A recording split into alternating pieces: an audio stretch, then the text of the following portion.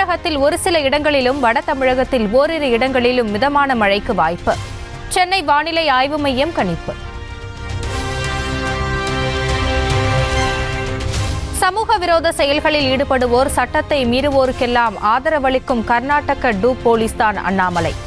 சீமான் விவகாரத்தில் காவல்துறையை அண்ணாமலை விமர்சித்தது குறித்த கேள்விக்கு அமைச்சர் சேகர் பாபு கிண்டலாக பதில்.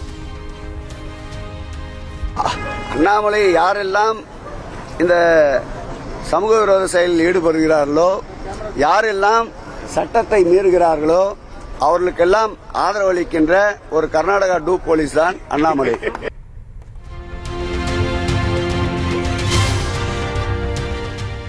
காவல்துறையை தனது கட்டுப்பாட்டில் தந்தால் போதைப் புழக்கத்தை நிறுத்தி காட்டுவதாக கூறிய பாமக தலைவர் அன்புமணி. கஞ்சா ஒழிக்கிறதுக்கு எங்ககிட்ட ஒரு மாதம் கொடுங்க, காவல்துறை என் பொருள் கொடுங்க, ஒரு மாதம். ஒரு கஞ்சா பொருள் தமிழ்நாட்டில் இருக்காது. கட்சியையே கட்டுப்பாட்டில் வைத்துக் கொள்ள முடியாதவர் எங்களுக்கு பாடம் எடுக்க வேண்டிய அவசியமில்லை என்று அமைச்சர் சேகர் பாபு பதிலடி. நாங்கள் கற்றுக்க வேண்டிய அவசியம் இல்லை. அவரோட கட்சியே அவர் கண்ட்ரோலாக வச்சுக்க முடியல. அப்பாவும் மகனும் மேடையிலே சண்டை போட்டுற ஒரு சூழ்நிலை வருது. அவர் அங்கே தமிழ்நாட்டை கண்ட்ரோல் பண்ண முடியும். சொந்த ஊரில் விலை போகாதவர் என்று அண்ணாமலை குறித்து செந்தில் பாலாஜி விமர்சனம். அந்த சட்டமன்ற தேர்தலில் கூட சொந்த ஊரில் விலை போகாத ஒரு ஆடு வெளியூர் சந்தைக்கு சென்று, தம்பி இது உங்க ஊர் மட்டும் இல்லை, எங்க ஊரும் பெரியார் மண் தான், உனக்கு அங்கேயும் வேலை இல்லை இங்கேயும் வேலை இல்லை, தமிழ்நாட்டில் இனி எங்கேயும் வேலை இல்லை. அண்ணாமலை வாழ்க்கை முழுவதும் செருப்பு போட முடியாது என்றும் விமர்சனம். பெரியார், அண்ணா, கலைஞர் வழி ஆட்சி நடத்துகின்ற அன்பு தளபதி, போற்றுதலுக்குரிய தமிழ்நாட்டினுடைய முதலமைச்சர் ஆட்சி நடத்துகின்ற திராவிட மண்ணில் இனி வாழ்நாள் முழுக்க உன்னால் செருப்பே போட முடியாது. வாழ்நாள் முழுக்க உன்னால் செருப்பே போட முடியாது.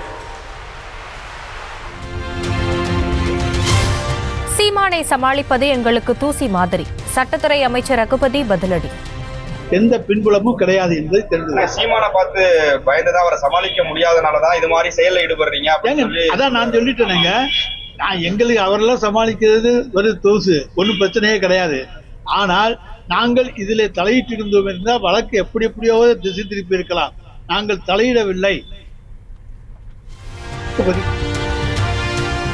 சீமான் மீதான பாலியல் வழக்கிற்கும் திமுகவிற்கும் எந்த தொடர்பும் இல்லை.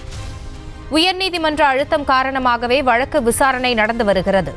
எதிரான கொடுமையான வழக்கு இது என்று சொல்லி நீதிமன்றம் தந்த அழுத்தத்தின் அடிப்படையிலே இப்பொழுது வழக்கு நடைபெறுகிறதே தவிர திராவிட முன்னேற்ற கழகத்தினுடைய அழுத்தத்தாலோ அல்லது நாங்கள் சீமானை கண்டு பயந்தோ இந்த வழக்கு நடைபெறவில்லை.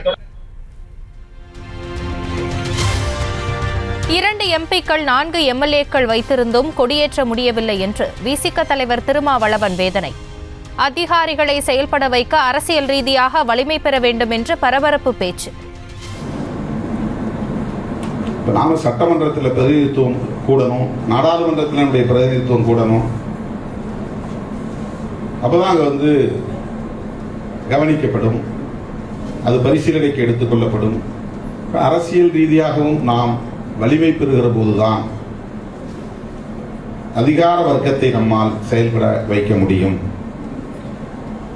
இன்னைக்கு 4 எம்எல்ஏ வச்சிருக்கிறோம், 2 எம்பி வச்சிருக்கிறோம். நான் இன்னமும் கொடியேற்றுறது நமக்கு பிரச்சனை இருக்கு.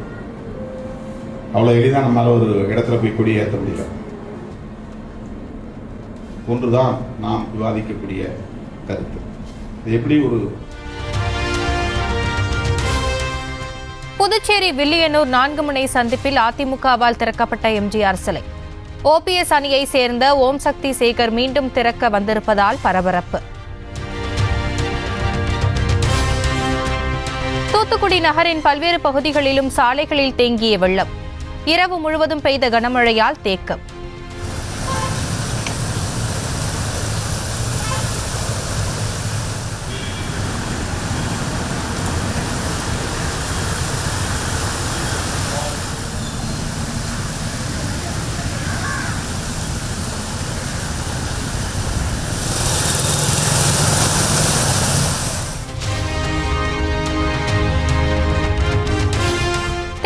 மாவட்டத்தின் பல்வேறு பகுதிகளிலும் பரவலாக மழை.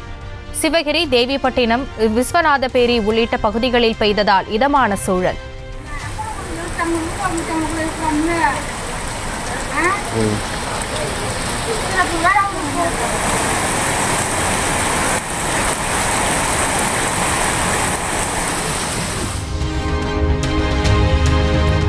மேற்கு தொடர்ச்சி மலைப்பகுதிகளில் பெய்யும் கனமழையால் குற்றாலம், பேரருவி, பழைய குற்றால அருவிகளில் வெள்ளம். சுற்றுலா பயணிகள் குளிக்க 2வது நாளாக தடை நீட்டிப்பு.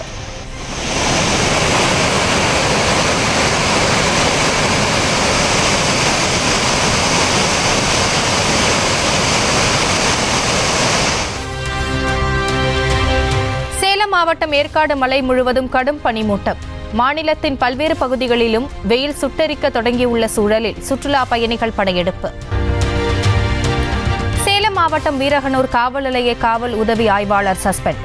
சட்டவிரோதமாக மது விற்றவரிடம் லஞ்சம் கேட்ட ஆடியோ வெளியான நிலையில் மாவட்ட எஸ்பி கௌதம் கோயல் அதிரடி.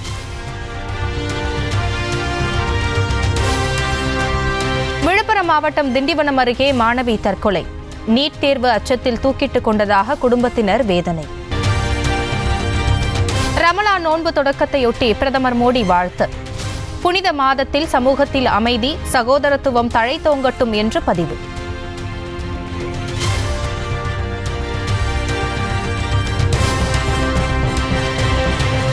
தொகுதி மறுவரையறை என்கிற பெயரில் தென் மாநில மக்களவை தொகுதிகளின் எண்ணிக்கையை குறைக்க சதி.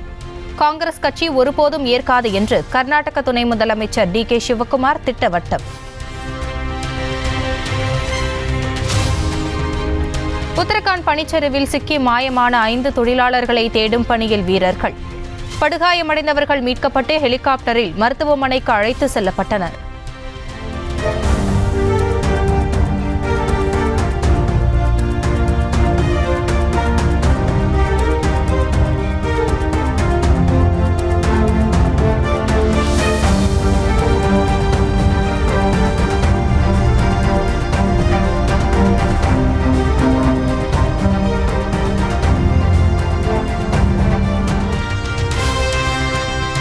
விவேக் ராமசாமி வெறும் காலுடன் அமர்ந்து செய்தியாளர்களை சந்தித்த புகைப்படம் மீண்டும் வைரல். ஆதரவாகவும் எதிராகவும் மாறி மாறி வலைதளத்தில் வாதம். சாம்பியன்ஸ் டிராபியில் இன்று இந்தியா நியூசிலாந்து அணிகள் பல பரீட்சை. இந்திய அணியின் வேகப்பந்து வீச்சாளர் முகமது ஷமிக்கு ஓய்வளிக்கப்படலாம் என்று தகவல். புனித ரமலான் மாதம் துவங்கியதை முன்னிட்டு தமிழ்நாட்டில் அனைத்து பள்ளி வாசல்களிலும் சிறப்பு தொழுகை. 1 மாத காலத்திற்கு நோன்பை கடைபிடிக்க தொடங்கிய இஸ்லாமியர்கள்.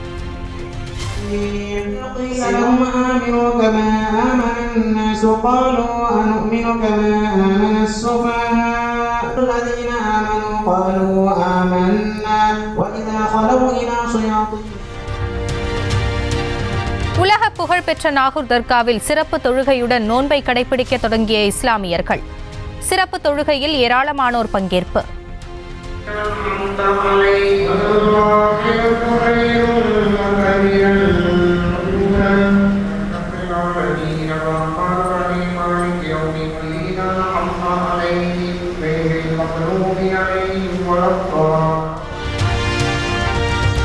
கன்னியாகுமரி மாவட்டம் மண்டைக்காடு பகவதி அம்மன் கோவில் மாசி கொடை விழா கொடியேற்றத்துடன் தொடக்கம்.